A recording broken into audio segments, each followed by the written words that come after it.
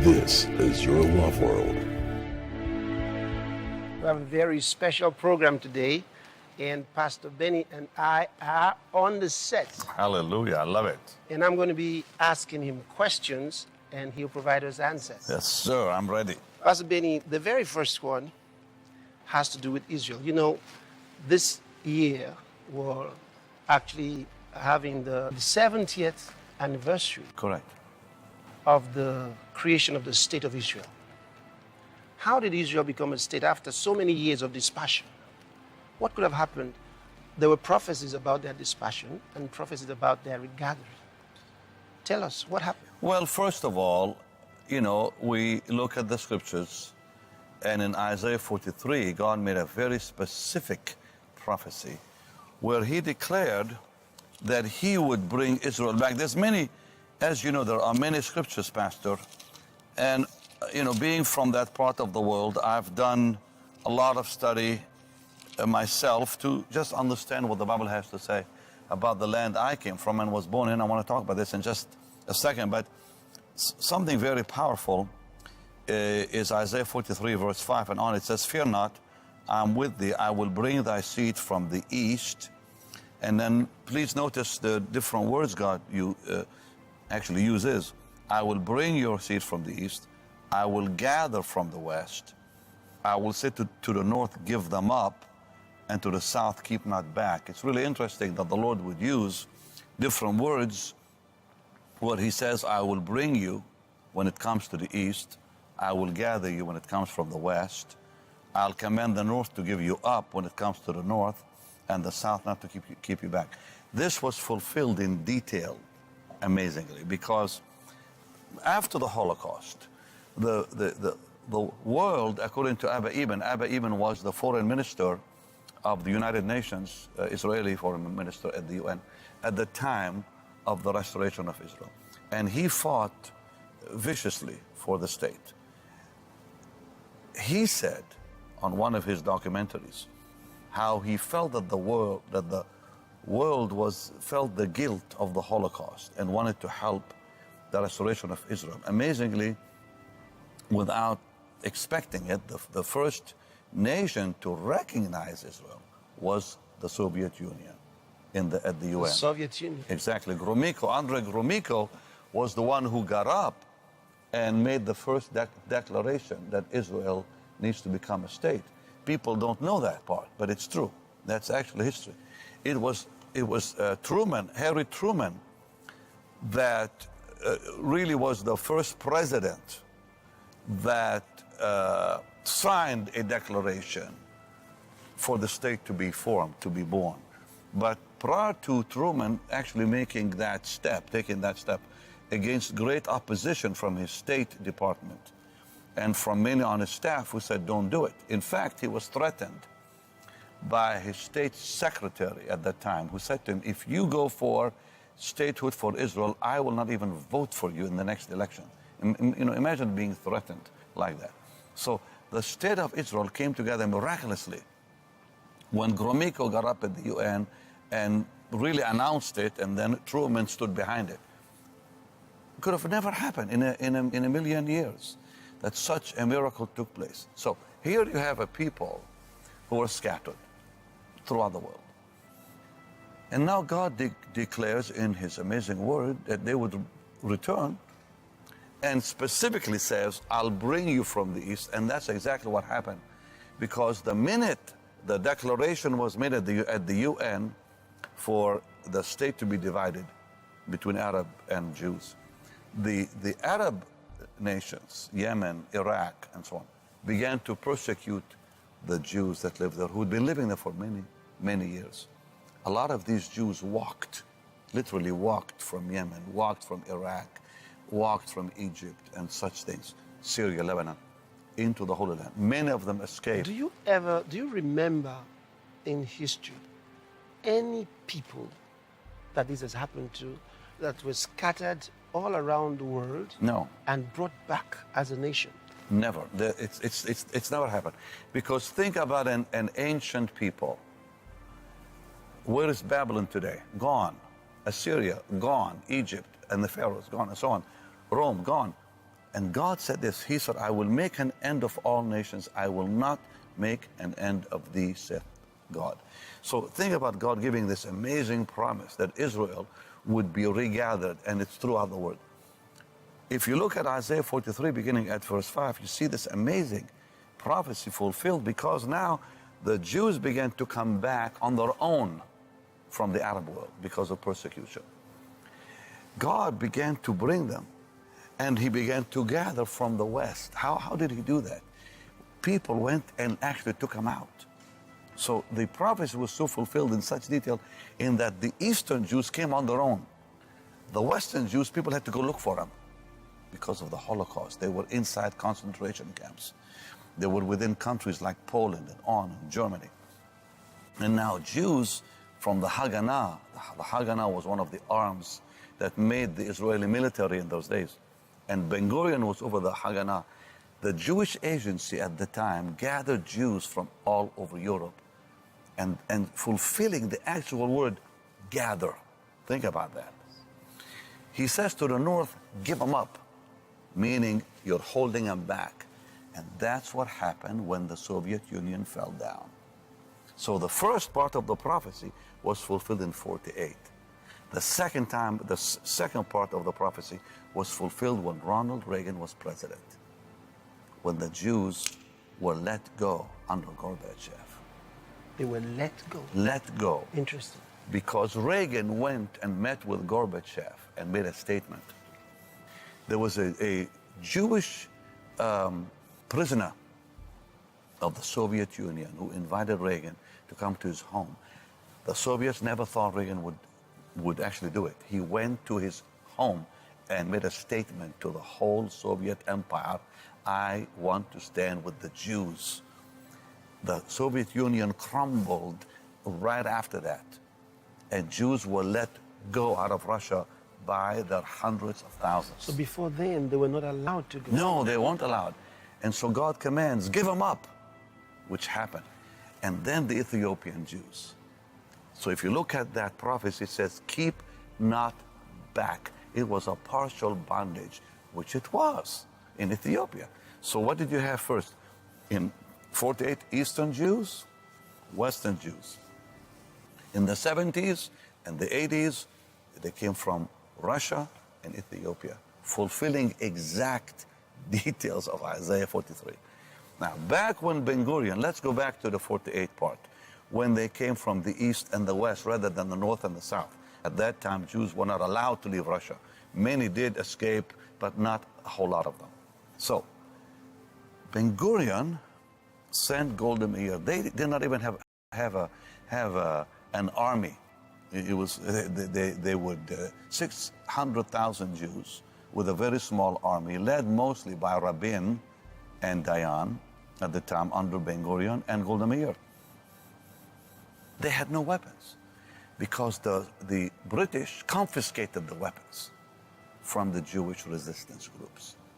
So you had the Haganah, you had the Irgun under Begin, and so these groups were fighting the British. One was fighting like the Haganah with talking to the British, trying to negotiate with the British or the world powers.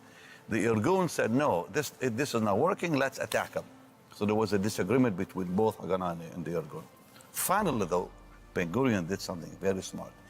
He sent Golda Meir to America. He said, listen, we have no weapons. There's a war coming. He declared independence because of the UN vote, which was passed by 13 votes, by the way. Think about really a very small margin in those days. Once that happened, because of the British confiscating the weapons of the Jewish Haganah and the Irgun before that, he said, what do we do? He sent Golda Meir to America. She raised $50 million, which was a miracle of God. Brought that $50 million and bought weapons from Czechoslovakia because the Americans would not sell them weapons, or the Russians. No, you're getting into the attack by the neighbors right after the proclamation. Correct. But before then, there's an area that I think many of our viewers would like to know something about. Okay. The British had offered Israel, Uganda. Correct. Why or how did they manage to come to this land of Israel? And what is Israel's claim to this land? Is it just because the United Nations passed the bill for them to occupy that place? Are they in occupation, really? Or is this their land originally? Okay. Let's go back a little bit, okay? The Ottoman Empire was in control of the Holy Land and much more for many years. The British came under General Allenby in the First War. When they came, the Jewish people in Israel saw it as a messianic prophecy fulfilled, a day of redemption, not realizing they're going to still be under occupation by the British. The British made a promise called the Balfour Declaration in the First World War because... No, I want to get into something. This place called the Land of Israel, Right. Was it at any time completely empty of the Jews? No. There was always a remnant. Always Jews there, and no nation ever claimed it for 2,000 years. No nation No claimed nation it. claimed the land. So there were always a remnant of Jews in the place. Think about this. 70 AD, they're basically kicked out by the Romans. Jerusalem destroyed. After that, you have 2,000 years of occupation. The Romans, Byzantines, Greeks, then later other empires till the British. So at no time did anyone claim the land. So therefore, there was no such thing as a Palestine or a Palestinian state. It was an occupied land. By these Different powers. aggressors, these powers who Correct. overthrew the Jews. Took the entire land, including what is Jordan today. Okay. So all that land, all of it was Ottoman. The British came, and when the British came, the Ottomans were driven out. The British and the French divided the whole Middle East. So Jordan, Egypt, Palestine came under the British rule. Syria, Lebanon, and so on came under the French rule. So the British had present-day Jordan, Iraq, Egypt, and Palestine, and so forth, and the French had North Lebanon, Syria. Now, when that happened, the Jewish people still living in their own land, called Palestina by the Romans. When the Romans destroyed Jerusalem, they wanted to also destroy the memory of an Israel or a state. So they gave it the name of the worst enemy of Israel in generations, the Philistines. That's how it was called, Palestina. That's where the name Palestina came. Right? Exactly. That's what it came from. Palestina came from the Roman Empire who wanted to eliminate Jewish history. So a euphemism for the Philistines. Correct. Now, Interesting. while these other powers occupied the land, Arabs were migrating from different parts of the Arab world. The Palestinians of today, their origin is Syrian, from Syria. Trace back most of them to Syria. So there was no such thing as Palestine. The name was Palestine because of the Romans giving it that name. Now later when Allenby came and the Jews who were living in the land saw it as a redemption, this is God wanting to restore they didn't understand they're still under occupation. The British were fighting the First War, lacked a chemical for their weapons, which was invented by, at that time, Weitzman. Ezra Weitzman, was the first president of Israel. He was a chemist in Birmingham, England.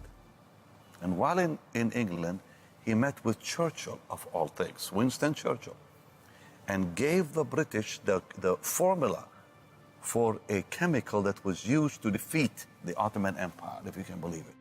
Interesting. As a result, the British made the promise to the Jews because of Weitzman chemical product that won the war for the British. Very few people even know that.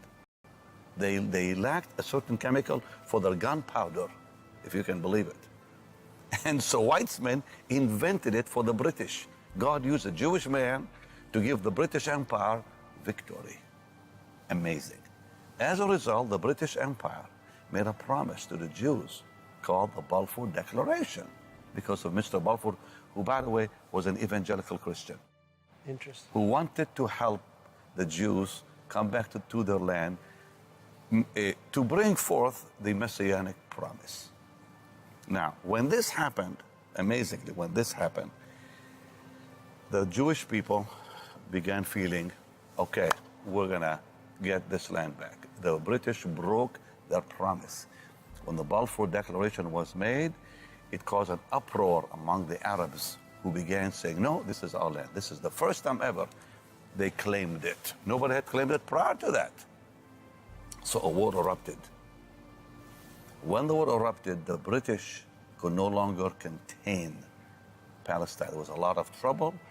They gave it to the United Nations, said, this is your problem now. The UN voted and passed the resolution in 48 to say, okay, let's divide the land. Israel accepted it. The Arabs rejected it. A war broke out. When that war broke out, the only reason Israel could not take the West Bank and Jerusalem was because King Abdullah, the present king's great-grandfather, King Abdullah, at that time, who was very pro-Israel, quietly, met with Golda Meir. And she wanted him to stay out of the war. But because of pressure from the Arab nations, he could not do it. So he joined the Arab force, and he was the best, his army was the best trained army in the Arab world, because they were trained by the British. And that's why Jerusalem at that time was still under their control, and the entire what is known as the West Bank. Now, when Israel fought the war, Pastor, they had one cannon. One cannon. They didn't have the weapons till Golda Meir had to go to the U.S. and raise money. One cannon that they moved from one place to another.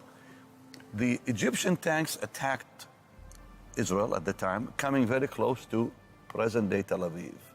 They had one plane, single-engine plane. They had no weapons. Think about God giving victory when you don't have even proper weapons. What they did to stop Egyptian tanks, I'm going to tell you this. Really this was 1948. 48. We'll come back to this. Okay. We'll be back shortly. Stay tuned. Pastor Chris will be right back.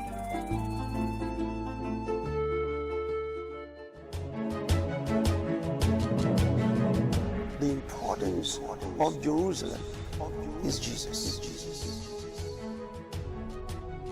There are certain things that we must look at in the Word of God to guide our thinking about God's calendar. Will this age come to an end? Will this world come to an end? Certainly. The Bible says.